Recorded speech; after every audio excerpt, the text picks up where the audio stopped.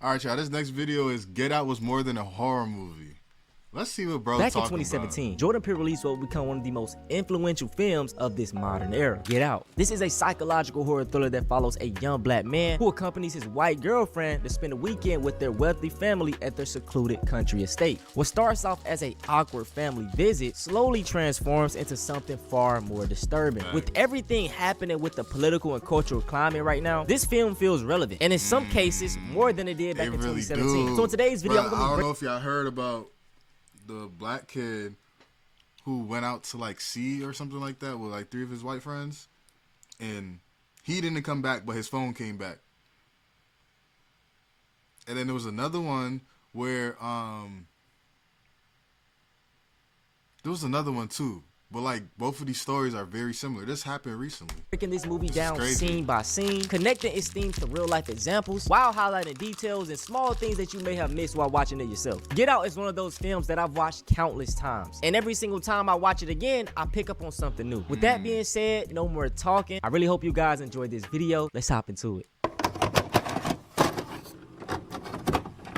This is gonna be a good video. The film opens up with a young brother walking through a suburban neighborhood late at night. As the film progresses, we later gain knowledge that his name was Andre. As he walks, a white two-door car slowly begins to approach him. Andre notices this and immediately decides to turn in the other direction. He then decides to cross the street. At the halfway mark, he's ambushed, sedated, and thrown into the back of the trunk. This opening scene immediately highlights a harsh reality for many black Americans. Black people in the United States go missing disproportionately at extremely high rates. Although black Americans make up only 13 to 14% of the U.S.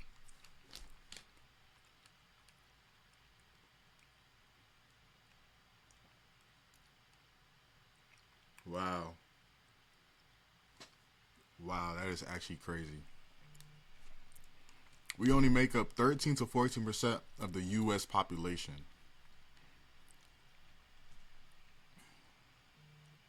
But we're consistently accounted for 30 to 40% of all the missing persons nationwide. Population. They consistently account for roughly 30 to 40% of missing person cases. This situation is even more alarming for black women and girls. For example, out of more than 260,000 women and girls reported missing in a single year, nearly 34% were black. Statistics like this raise questions of what is really going on in America. Earlier last month, an attempted kidnapping of a black girl was caught on camera. A woman bound by handcuffs ran directly into the path of a truck driver in South Carolina. Then, a man in a Cadillac pulled up between the woman and the truck. He pulled up to me. He said, I'm with law enforcement. He showed me a badge like sideways. And he said, I'm with law enforcement, and she jumped out of my car.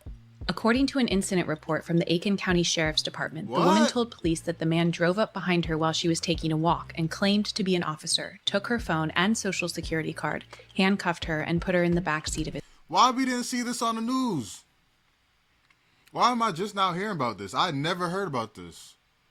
What the hell? His car. She told police that she'd escaped through the driver's side door while he searched through the trunk. When the truck driver, Anthony Moore, approached the man, he drove away. Bystanders helped the woman get out of the cuffs. One asked if Moore's truck had captured the incident on video. I said, oh man, I do have a dash cam in that truck. And by evening time, 7, 8 o'clock that evening, that video was shared over 200,000 times.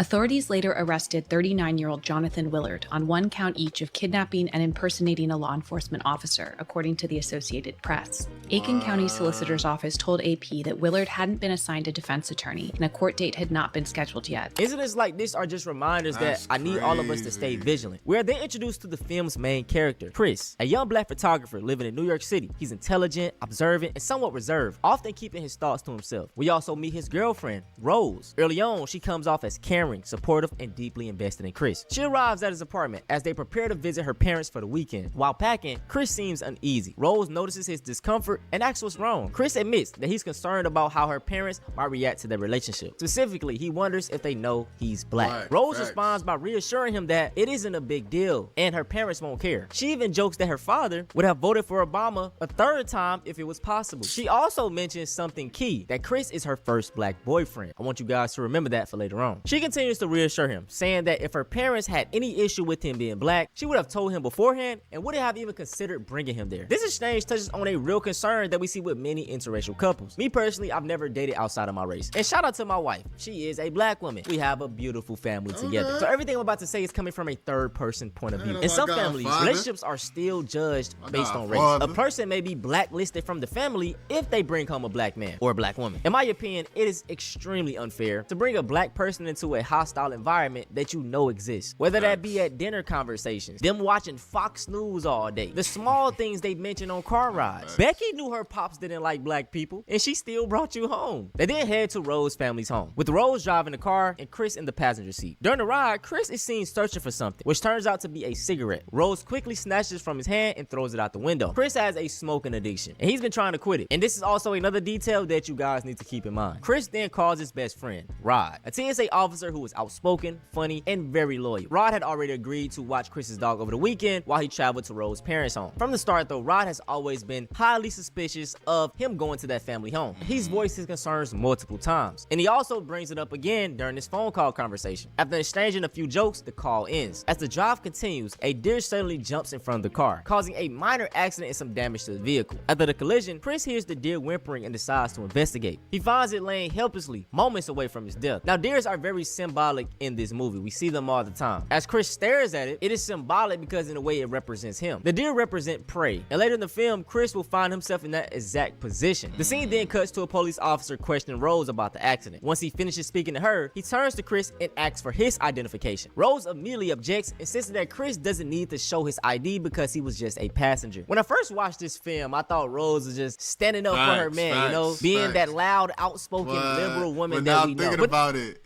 the cop was on to that family, and he had to see who this black guy was out in the middle of nowhere, in the middle of the sticks. No, this wasn't the case at all. Facts. She wasn't doing this to be a justice warrior. She was protecting herself and the family. Yeah. You see, they plan on having Chris go missing. And if this police was to get Chris's ID, he would see that he was with Rose, documented the last time he was seen. This would end up bringing complications to her and the family, potentially getting them caught and ruining everything. The cop eventually backs off, and the pair continues their drive. When they arrive at Rose's family estate, we immediately notice a black groundskeeper tending to the property. Now, this was the first minor red flag, but not necessarily a major one. Rose and Chris are then greeted by her parents, Dean and Missy Armitage. Their initial interaction with Chris appears warm and welcoming. Both parents embrace him, creating the impression that he is about to be accepted into this family. Once inside, they begin talking about the trip. Dean asks how the drive was, and Rose mentions that they hit a deer on the way there. Dean is immediately interested and asks whether the deer survived or not. Rose confirms that it did die, and this launches Dean into a rant about how happy he is to hear this. He said that there are too many deer around, and more of them should be killed. At first glance, this may seem like a random conversation, but it's actually important. Earlier, I mentioned how the deer represented Chris. As a black man entering the Armitage family's world, Chris is ultimately being hunted, exploited, and treated as a resource. The Armitages view black people in much of the same way that hunters view deer, only the valuables that they can provide for them. With that context in mind, Dean's comments on deer have a much darker meaning. The deer become a stand-in for the people they seek to control, exploit, and strip of their anatomy. Afterwards, Dean takes Chris on a tour of the house. He first shows him Missy's office, where she practiced psychiatry. As they continue to walk through, Dean points out various family photographs, including pictures of Rose and her brother Jeremy as children. The camera then lingers onto a portrait of the entire Armitage family, alongside Rose's grandparents. Dean then stops at another collection of photos and points out a picture of his father, Roman Armitage. Dean explains how in his younger years, Roman was a talented track athlete, and he states that he lost a qualifying race in Berlin in 1936 to Jesse Owens, the same one that Hitler was at. He makes a very interesting quote though, stating he almost got over it, referring to the loss at that race. He never got over it. But what did he mean by almost? Shouldn't he have said he never got over it because he's dead? Roman's loss to Jesse Owens became the catalyst for everything that followed. The defeat left him obsessed. I never thought of that. That was crazy. He almost got over it, so that means he's still actively trying to get over it. Okay.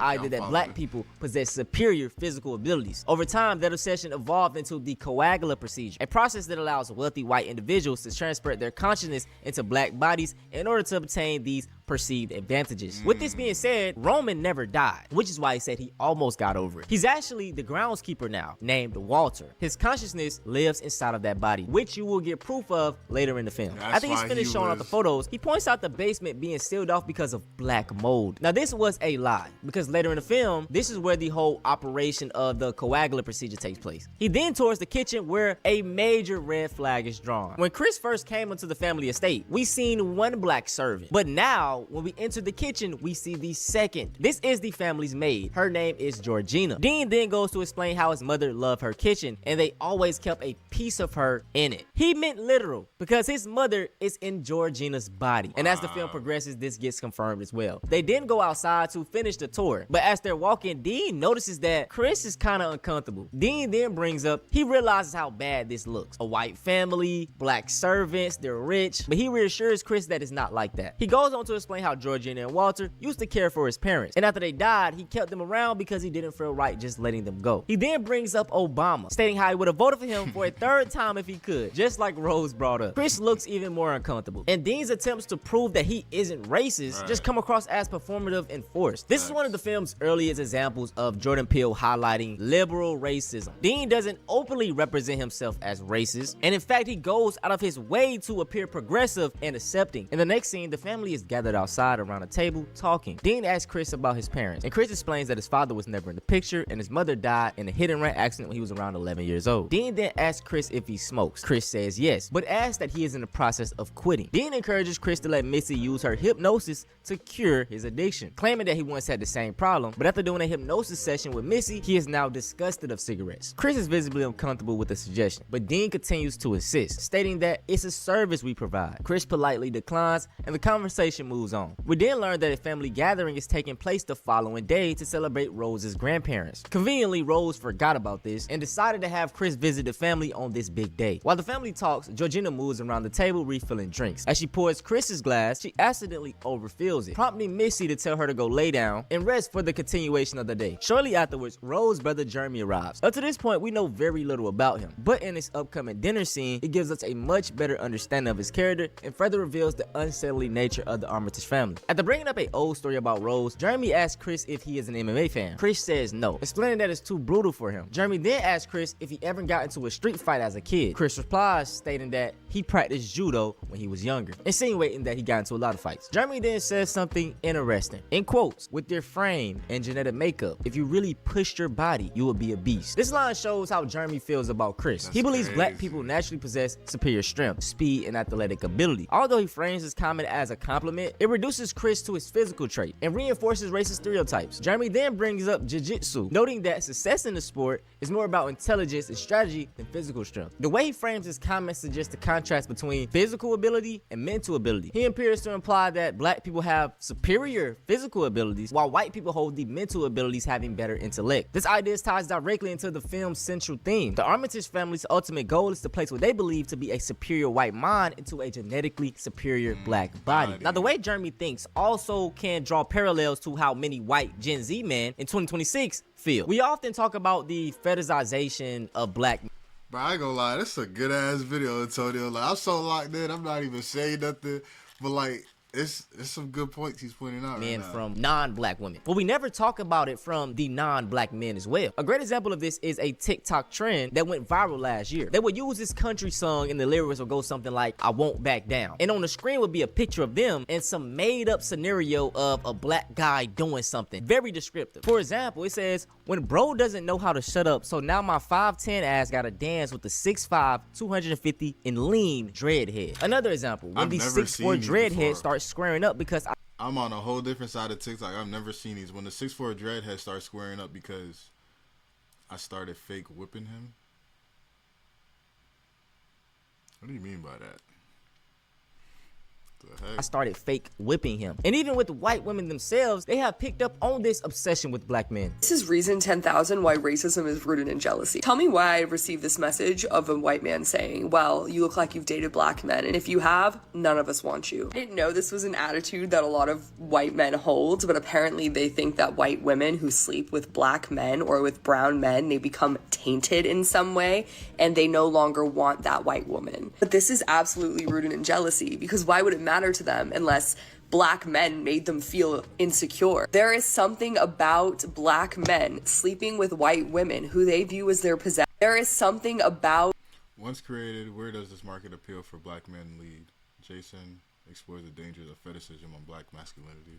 Black men sleeping with white women who they view as their possessions that really gets them feeling angry, like they aren't good enough, because let's face it, they aren't. And white men are obsessed with black men's penises. Like, they talk about it often online. You'll see comments like, I bet she takes black dick or whatever. And it's fucking weird and genuinely unsettling how much they talk about black men. If they weren't insecure, if they didn't feel jealous, then why would they talk about it? They wouldn't. Genuinely so embarrassing on their end, because quite literally anybody can see through like what they're doing. After dinner later that night, unable to sleep, Chris goes outside for a cigarette. Before he even gets a chance to light and smoke it, Walter, the groundskeeper, is seen full sprinting towards him and at the last minute turns abruptly. This moment was a key giveaway that Roman was actually inside Walter's body. Chris then heads back inside, and on his way to bed, he encounters Missy in her hypnosis room. She asks him, do you know how dangerous smoking is? Chris nervously laughs, trying to brush it off, while Missy urges him to sit down and talk with her. What begins as a seemingly harmless conversation about smoking quickly becomes something much darker. After asking Chris about smoking in front of Rose, Missy starts probing into his past, specifically the circumstances surrounding his mother's death. She asks where was he when he died. Although Chris clearly doesn't want to discuss it, Missy constant stirring of the teacup seems to place him under her influence, causing him to reveal information against his will. As Missy continues questioning him, she weaponizes his guilt. She convinces Chris that he is responsible for his mother's death because he failed to call for help. Overwhelmed by emotion, Chris begins crying and admits that he can no longer move. Completely under her control, he becomes physically frozen. Missy then commands him to sink, and Chris enters what she calls the sunken place. This is a vast, dark void with no visible floor, walls, or ceilings. Chris appears to float helplessly through the empty black space, as though he is falling backward into an endless abyss or drifting underwater. Far above him is a small, bright, rectangular window that shows the real world. As he sinks deeper, the window grows more distant, making him feel increasingly isolated. Although he can still see and hear what is happening outside, he is unable to move, speak, or regain control of his own body. This right now is the current reality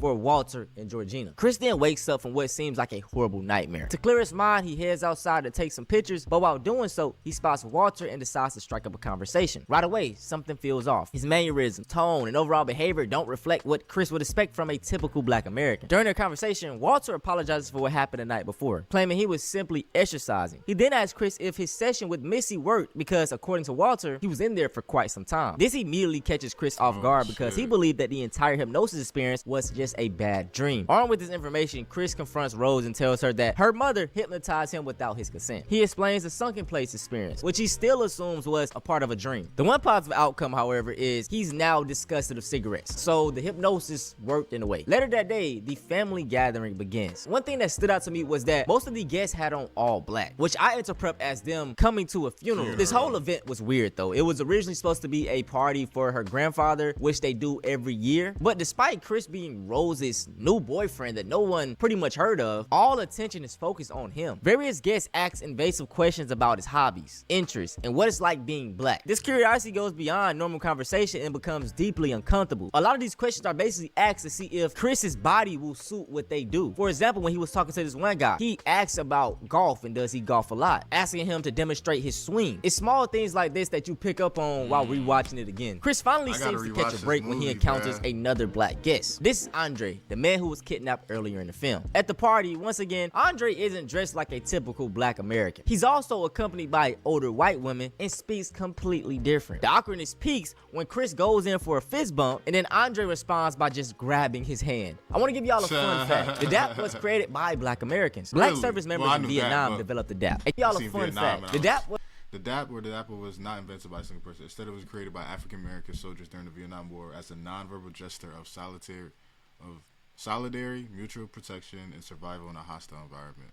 Was created by black Americans. Black service members in Vietnam developed the DAP, a combination of hand and body gestures as a non-verbal form of communication. The DAP could be as simple as tapping fists and shaking hands, or as complex of dozens of gestures with hands punctuated by slapping chest. Afterward, Chris meets what appears to be the most relaxed person at the entire gathering. Sitting by himself is Jim Hudson, a wealthy blonde art dealer. The two begin talking, and Chris introduces himself, but Jim already knows who he is. He says he admired Chris's photography and compliments him by saying he has a great eye. Once again, in this scene, we see another example of subtle foreshadowing. At this point, Chris seems exhausted by the entire experience. He heads back into the house and walks upstairs. This gotta be one of the creepiest things from the film though. As soon as he reaches the top of the stairs, the entire guest that was below him just stop abruptly talking and look up. My guess is that everyone at this party already knew what it was. The party was just a cover-up for the auction. So when he went upstairs, they could just let go the act and I guess not associate like people would do at a party. That's my guess. Upstairs, Chris discovers that his phone has been unplugged. Now, when he woke up after doing the hypnosis with Missy, his phone was unplugged. That was the first time. Now, when he comes back into the house, this is the second time. So he knows something is up. He left it on the charger before he went out. He now thinks that this is being done intentionally, specifically by the maid Georgina. He then finds Rose and voices this concern. But again, in normal Rose fashion, she just makes a joke out of it and downplays it. Afterwards, Chris calls Rod and tells him about the bizarre party. He also reveals that Missy hypnotized him. Rod immediately reacts because from the beginning, he has felt something off about this entire situation. He jokingly suggests that the family could be using hypnosis to create sex slaves. While Rod's theory isn't correct, he's not completely off base. Rod reminds me of many of these conspiracy theories that we just label as crazy. Yet sometimes, years later, parts of what they were saying end up true. After the call, Georgina confronts Chris. And in my opinion, this was like one of the best / creepiest performances in this movie. She goes on to explain what happened. Basically, she was cleaning up and accidentally unplugged his phone. Whole lot of bullshit. It was on purpose. But she's explaining it. And in the middle of her doing so, it's like her real self is trying to jump out once again. It gets even worse though when Chris replies, "If there's too many white people, I get nervous." She begins to look worried, then starts crying, and then starts laughing. Like, it was so weird. She goes on to say that the Armiteds treat her and Walter very well before walking away. After this interaction, Chris is shaken up, replying that this bitch is crazy. Chris then returns to the party, and as soon as he steps outside, the guests are fixated on him. One guest asks about his experience as an African American and whether being this is more of an advantage or a disadvantage. Chris notices Andre approaching, and instead of answering the question himself, he redirects it to him. While Andre is speaking, Chris takes a photo of him, but not realizing the flash is on. I'm guessing this brightness from the flash caused Andre to briefly resurface, and in that instant, he starts to rush towards Chris and yells at him to get out. One detail I found interesting about this scene is that you can literally see him coming back to himself. If you notice on his eyes, as soon as the flash goes off, his eyes start to dim away of the light that was there. Andre is then checked out by Missy, and soon after he comes out fine, I guess. Dean and Missy say that this was just a seizure, but that's a load of BS and Chris knows it. Rose then takes Chris outside so he can calm down, and this is where he expresses his frustration. He explains that he has a cousin with epilepsy and knows what a real seizure looks like. In typical fashion,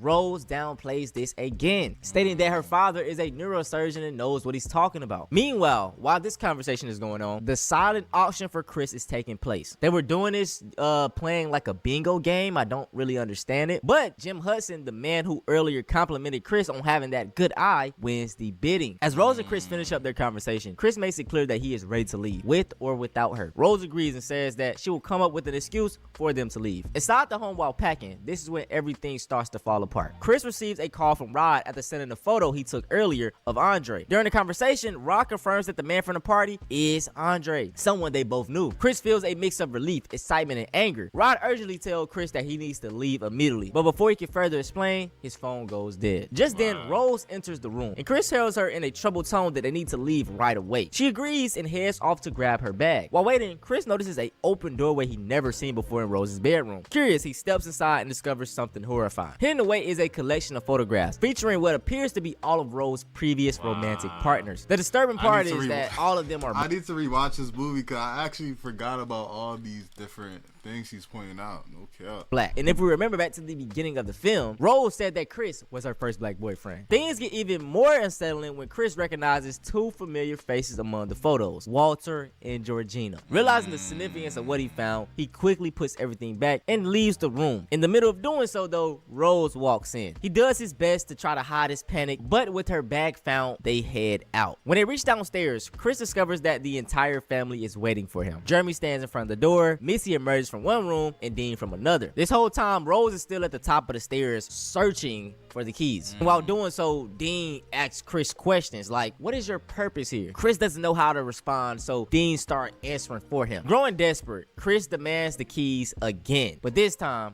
Rose completely drops the act and calmly responds, "You know I can't give you the keys, right, babe?" In that moment, Chris realizes he's trapped, and this girl been playing him the whole time. With no other option, Chris lunges at Jeremy in an attempt to escape. But before a fight can even start, Missy taps her teacup, instantly knocking out Chris, and he falls back into the sunken place. Meanwhile, Rod is trying to contact Chris, but he receives no answer. As a searching for information about the man from the party, he discovers that Andre has officially been missing for a while. Armed with this new information, Rod goes to the police and explains everything he knows. There are some key details in there, but it do sound a little crazy. So the police officers just dismiss him. Rod then realizes that he must take all of this into his own hands. So what he does next is give Rose a call. He states how he can't get in contact with him and hasn't heard from him. But Rose says that Chris left 2 days ago and she's been waiting for him to give her a call as well. Rod is confused because that doesn't sound right. Rose then changes the subject and tries to make it seem like Rod has always had a thing for her. This upsets Rod and he starts to go off, hanging up the phone in her face. The strange thing about this whole encounter is that during the entire time, Rose's mom was listening, her dad, and I think even Jeremy. Just even very weird to think about in itself. Like, these parents send their daughter out to go mess with all these different men, sleeping with them, and then bringing them back to the home to be kidnapped. I mean, they basically pimping her out, right? Like, am I wrong? We next see Chris waking up, strapped to a chair positioned in front of a small box TV. Mounted above is a deer trophy, which becomes important later in this film. The TV suddenly turns on and a pre-recorded video begins to play. In it, Rose's grandfather, Roman Armitage, explains the coagulant procedure. He tells Chris that he was chosen because of his physical advantages he has enjoyed throughout his life, and that the procedure will ultimately benefit both in the recipient. According to Roman, by combining the black man's body with the white person's mind, they can become something perfect. The video then cuts to a live feed of Jim Hudson, who is being prepared to receive Chris's body. Jim explains the 3 phases of the procedure. Phase 1, the hypnosis. Phase 2, the mental preparation, what they are currently doing now. And phase 3, the transportation, where Jim's brain will be placed into Chris's body. Jim explains that he will have complete control over Chris' physical body, while Chris will remain trapped in the sunken place, able to see and hear everything, but no type of control at all. Chris then asks, why us? Why black people? Jim responds by saying that some people want to be stronger, some want to be faster, some want to be cooler. There are plenty of different reasons. However, in Jim's case, he could care less about the race. He simply just wants a healthy set of odds. Now, in my opinion, I do believe Jim when he says he's not racist, but this is the problem with a lot of white people. They may not be actively involving themselves in racist activities or white supremacy, but also when they give no pushback towards it or don't speak up against it, you're pretty much in the same place as them. Because in this instance, yeah, Jim may not be racist, but he is actively enjoying the fruits of a racist activity. It's the same way when we talk about slavery as well. Yes, many white people didn't own slaves. The majority of white people didn't have slaves, but also many of those people were comfortable with the hierarchy of the way that things were. Now, since we're on the topic of, transporting brains and doing all these types of operations, I want to highlight 2 stories that connect to this. My first one is a medieval story titled The Miracle of the Black Leg. This is one of the most famous miracle stories associated with St. Cosmas and Damien, 2 Christian physicians who, according to tradition, treated people for free and were later martyred in the 3rd century. The story first appeared in medieval writings and became especially popular in European art. According to the legend, a man had developed a diseased or cancerous leg that could not be healed. As his condition worsened, he prayed to St. Cosmas and Damien for help. That night, while he slept, the saints appeared to him in a dream and performed what is often described as the first successful transplant surgery in history. They removed his diseased leg and replaced it with the healthy leg of a recently deceased black man who had later been buried earlier that day. When the man awoke, his sick leg was gone. In its place was a healthy black leg, while the corpse of the deceased black man was found buried with the patient's diseased white leg attached to it. The miracle was interpreted as proof of saints' divine healing power. Modern scholars often analyze this story differently because it raises questions about race, identity, and the body. With this story, The Miracle of the Black Leg, this transplant is performed to save a dying man, all while the recipient keeps his own mind and identity, only his leg being replaced. And then my final story I want to bring up, which is actually a historical fact, is Nat Turner and his rebellion. On the night of August 21st, 1831, in Southampton County, Virginia, Nat Turner, an enslaved preacher who believed God had called on him to fight against slavery, led one of the most significant slave revolts in American history. Turner and his followers killed approximately 55 white men, women, and children as they moved through the county. The objective was to recruit more enslaved people to cause and eventually seize control of the town of Jerusalem, present-day Courtland. However, local militias and state forces suppressed the uprising within a day. Turner evaded capture for nearly 2 months before he was found, tried, and executed. Now, after Nat Turner's execution is where I can connect this to Get Out. Following his execution, Turner's body was desecrated. He was flayed, meaning his skin was removed, and his body was dissected. According to multiple historical accounts, parts of his remains, including his skin, bones, and fat, were reportedly taken by local white residents as souvenirs or used in other gruesome ways. Some accounts claim he was beheaded, although historians note that the exact details of what happened of his body vary depending on the source. What is broadly agreed upon is that his remains were mutilated and desecrated after his death. Now, what I want to mention now is much more difficult to verify. However, in Vincent Woodard's The Delectable Negro, he argues that there were reports suggesting parts of Nat Turner's body may have been consumed or otherwise used in ritualistic or symbolic ways after his execution. Now, the reasoning behind them eating him is because they believe that this black person was supernatural. Both Turner's fellow enslaved followers and many white Southerners viewed him as someone with extraordinary and almost supernatural abilities, but for very different reasons. His followers saw him as a prophetic leader. White Southerners, on the other hand, feared what they believed was his almost mythical ability to inspire enslaved people to rebel. After the 1831 uprising, many white observers explained his influence by attributing it to imagined spirit of prophecy and extraordinary powers of persuasion. So many of them at this time thought that keeping his body parts as a souvenir, or what we can't confirm, eating him, would give them these divine abilities as well. After his conversation with Jim, Chris looks down at the chair he's strapped to and notices pieces of cotton coming loose from the armrest. This moment is highly symbolic because that very cotton is what sets him free. Chris quietly tears the cotton from the chair and stuffs it into his ear, preventing Missy's teacup from hypnotizing him and sending him back to the sunken place. This was a powerful reversal of history. Cotton, which was historically associated with the forced labor of enslaved black people, becomes the very tool that allows Chris to resist his oppressors and reclaim his freedom in this situation. In the next scene, Dean begins preparing for the coagulant procedure, getting ready to transplant Jim's brain into Chris's body. While in the middle of prepping, he sends Jeremy to go get Chris, believing that he is unconscious in the sunken place. As Jeremy loosens Chris' restraints, Chris suddenly attacks him and knocks him out unconscious. In this moment, he appears to be dead, but he's really not. He then removes the cotton from his ears, revealing that he was never hypnotized. Chris then grabs the mounted deer from the wall, and as Dean is waiting on Jeremy to return, Chris charges at him and drives the deer antlers into his body, killing him. As Dean is dying, he stumbles and accidentally knocks a candle over, starting a fire. This moment becomes full circle. The animal Dean spent the entire film calling a pest becomes the very thing that kills him. Chris leaves the basement and heads upstairs. As he enters the kitchen, Georgina sees him and, shocked, immediately runs away. He then comes face to face with Missy. The two stare each other down,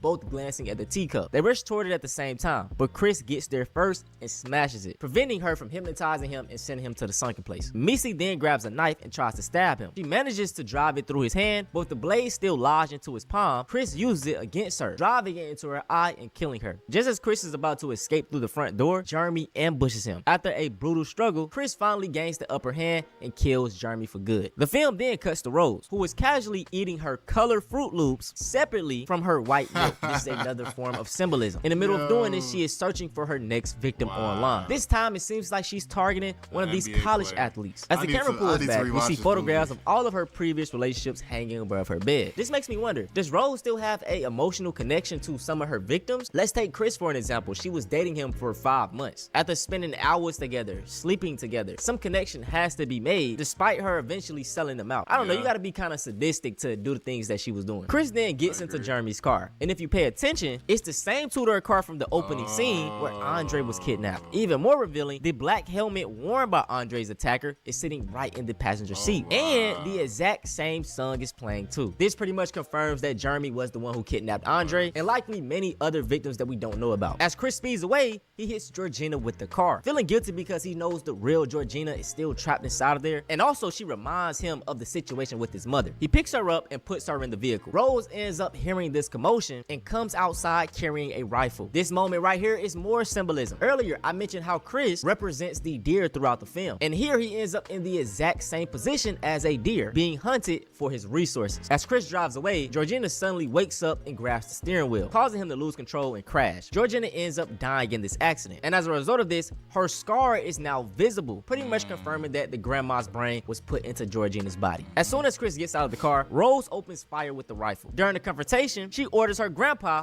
Walter, to chase Chris. She verbally calls him grandpa, so this pretty much confirms that he was the granddad. Walter catches Chris and tackles him down to the ground. In a desperate move, Chris pulls out his phone and uses the camera flash on Walter. Just like what happened earlier with Andre, the flash temporarily frees Walter from the sunken place, allowing his true self to regain control. Walter stands up and asks Rose to hand him the rifle so he can kill Chris. Trusting him, Rose gives him the gun, but instead, Walter turns it on her and shoots. Tragically, he then points the gun at himself, killing both his original self and the man who's stolen his body. Chris walks over to Rose and begins strangling her. And this is where I can talk about the two different endings. In the theatrical ending, Chris stops before killing her. Flashing police lights appear in the distance, making both Chris and the audience think the police have arrived. But then we see it's actually Rod driving his TSA vehicle. He rescues Chris, and the film ends with Chris escaping alive. This is a happy ending, but it's not realistic. The alternate ending makes much more sense. Chris doesn't stop strangling her. He actually kills Rose. Seconds later, the real police arrive and they arrest him for murdering the entire Armitage family. In the final scene, Chris is shown in prison, speaking to Rod through a glass partition. Rod's wants to continue investigating the conspiracy, but Chris tells him to let it go. He believes he accomplished what he needed to do by ending their operation. He believes he's the sacrificial lamb. He accepts that no one will believe his story, but at least he ended more people from following his fate. This is a heartbreaking ending, but once again, it is realistic. With the house burnt down and nearly all of the evidence destroyed, how could Chris possibly prove what happened? This is what makes this ending hit so much harder, and I wish they would have put this in the theatrical one. Get Out has always been about more than just escaping the Armitage family. It's about the system that can still work against you even after you survive. From Chris' perspective, he was just defending himself against people who kidnapped him, planned to steal his body, and murdered countless others, but no one believes that story. You know why? Because he's black. There has been numerous high-profile cases in the United States where black victims or defendants have been treated with skepticism, while claims of self-defense made by others receive far more public or legal acceptance. Cases like Trayvon Martin, Ahmaud Arbery, and even this year with 14-year-old Cyrus Belton and Carmelo Anthony. It seems like people understand self-defense when it's against a black person, but never when it's a white victim. This is why I love Get Out, and this ending in particular. Chris wins the battle for his body, but he still loses his freedom. Damned if he fights back, just like Carmelo Anthony, and damned if he doesn't, just like Cyrus Carmack Belton. He survived the Armitage family, but still can't escape